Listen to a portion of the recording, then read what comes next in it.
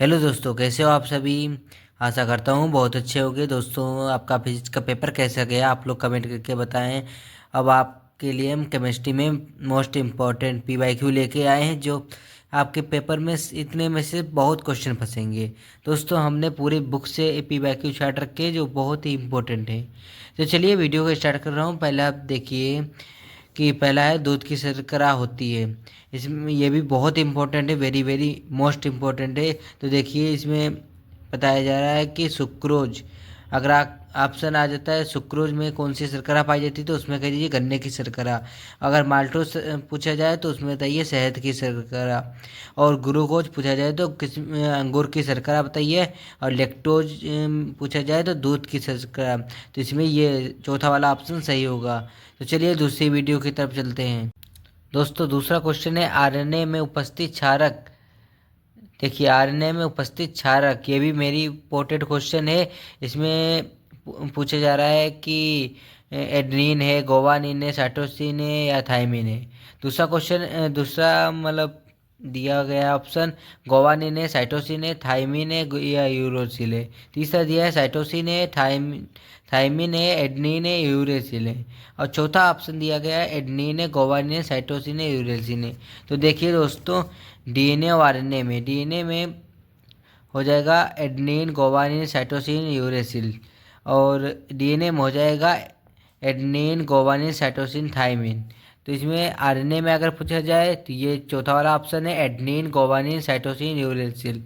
और डीएनए में अगर पूछा जाता है कि डीएनए में उपस्थित कौन कौन से सहारक है तो आप दोस्तों बता सकते हो एडेनिन, गोवानिन, साइटोसिन और ये थाइमिन।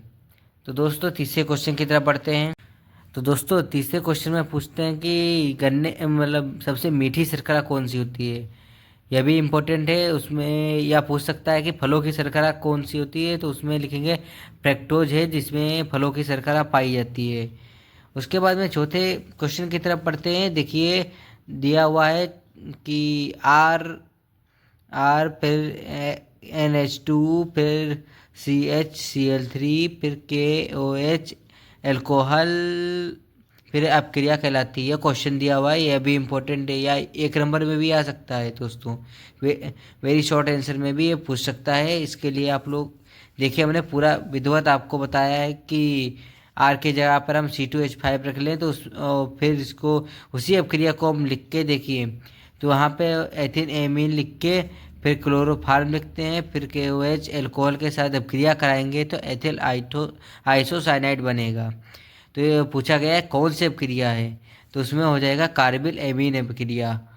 दोस्तों पांचवा क्वेश्चन है केनिजारो अपक्रिया द्वारा फॉर्मेल्डिहाइड बनाता है। यह भी वेरी इंपॉर्टेंट है। इसमें देखिए मेथिल अल्कोहल है। दोस्तों प्लीज़ हम आपके लिए इतनी मेहनत कर रहे हैं, आप लोग वीडियो को लाइक कीजिए, अपने दोस्तों के पास भेज दीजिए जो अभी तक केमिस्ट्री में कुछ नहीं पढ़े हैं, वो ये क्वेश्चन देखकर वेरी शॉर्ट और MCQ क्वेश्चन आराम से कर लेंगे।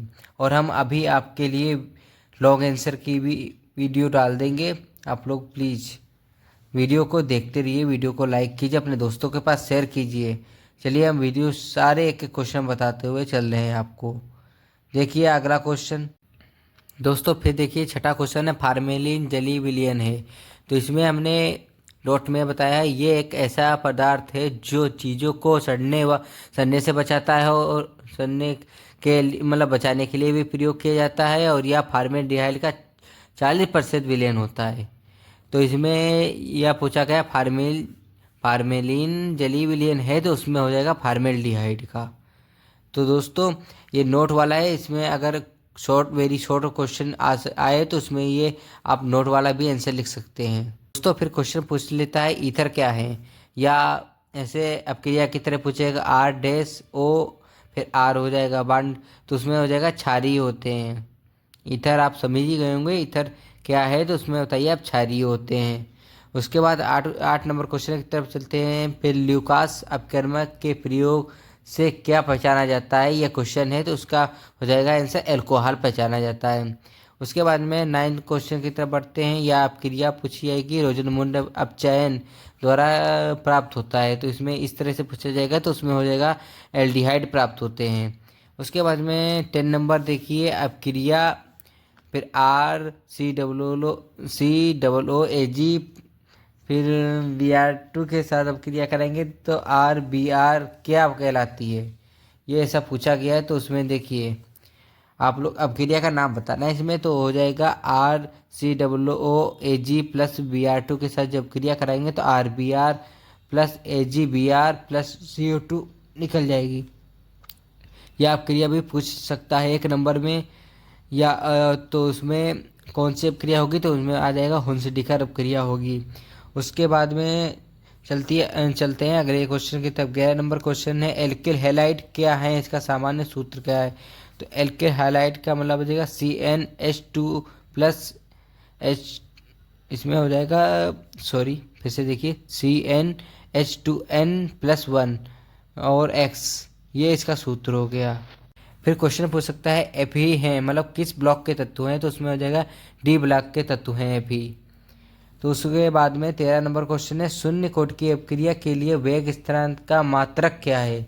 यह दोस्तों बहुत इंपॉर्टेंट है, इसमें हो जाएगा आपने पढ़ा होगा मोलिटर इनवर्स और सेकेंड इनवर्स, तो यही इसका मात्रक है। उसके बाद में चलते हैं 14 नंबर क्वेश्चन की तरफ। और दोस्तों अगर ये पूछ ले, पहले तो शून्य कोटि के लिए पूछा गया था, अगर प्रथम कोटि के लिए पूछ ले तो सेकंड इनवर्स का मात्रक हो जाएगा। उसके बाद में दोस्तों देखिए अगला क्वेश्चन, एक शून्य कोटि की अपक्रिया ए प्लस बी फिर इंटू मतलब फिर सी के लिए वेग दर ज्ञात करना हो तो उसमें हो जाएगा आर बराबर के ब्रैकेट में ए की घात 0 और बी की घात 0। उसके बाद में अगला क्वेश्चन देखते हैं, तन्यता बढ़ाने पर विशिष्ट चालकता बढ़ती है या घटती है, उसमें पूछा जाएगा। तो आपको बताना होगा घटती है। चलिए अगले क्वेश्चन की तरफ। दोस्तों उसके बाद में पूछा जाएगा किसी भी इलेक्ट्रोड विभव पर निर्भर करता है, तो उसमें यह भी बहुत इंपॉर्टेंट है दोस्तों, एक नंबर में भी क्वेश्चन आ सकता है। तो हमने इसको इस तरह से लिखा हुआ है, धातु की प्रकृति पर भी यह निर्भर करता है, विलयन के ताप पर भी निर्भर करता है, और विलयन की मोलरता पर भी निर्भर करता है। या इंपॉर्टेंट है या एक नंबर में भी आ सकता है दोस्तों इस। और चलिए आगे बढ़ते हैं। देखिए अणुसंख्य गुणधर्म क्या है, यह भी वेरी इंपॉर्टेंट है। या प्रासट दाब मतलब इसमें जो है प्रासट दाब होगा। फिर दोस्तों देखिए लिखा है विलयन का अणुसंख्य गुणधर्म नहीं है। पहले तो गुणधर्म है पूछा था, आप पूछ रहे हैं विलयनों का गुणधर्म नहीं है। यह भी वेरी इंपॉर्टेंट है। नहीं वाले में बच्चे जो है कन्फ्यूज हो जाते हैं, इसमें बहुत ज़्यादा ही गलत करते हैं। तो इसमें पृष्ठ तनाव है जो अणुसंख्य गुणधर्म नहीं है। उसके बाद में इस तरह से क्वेश्चन आ सकता है 180 ग्राम जल के कितने मोल होते हैं, या वेरी इंपॉर्टेंट क्वेश्चन है। तो उसमें देखिए इसका फार्मूला होगा कि N बराबर W/M। तो W जो यहाँ पे देखिए 180 ग्राम दिया गया है, तो ऊपर 180 लिखेंगे, नीचे जल की जो है मतलब जल का वो निकाल लेंगे, क्या बोलते हैं। तो उसके बाद में जल को इस तरह से देखिए निकाला हमने, तो वहाँ पे N मोल की संख्या बराबर 10 मोल आ गए। ठीक है दोस्तों, प्लीज़ आप आशा करता हूँ आपको ये वीडियो समझ आई होगी। दोस्तों प्लीज़ वीडियो को लाइक कीजिए, अपने दोस्तों के पास शेयर कीजिए जिनका पेपर लगा हुआ है कल।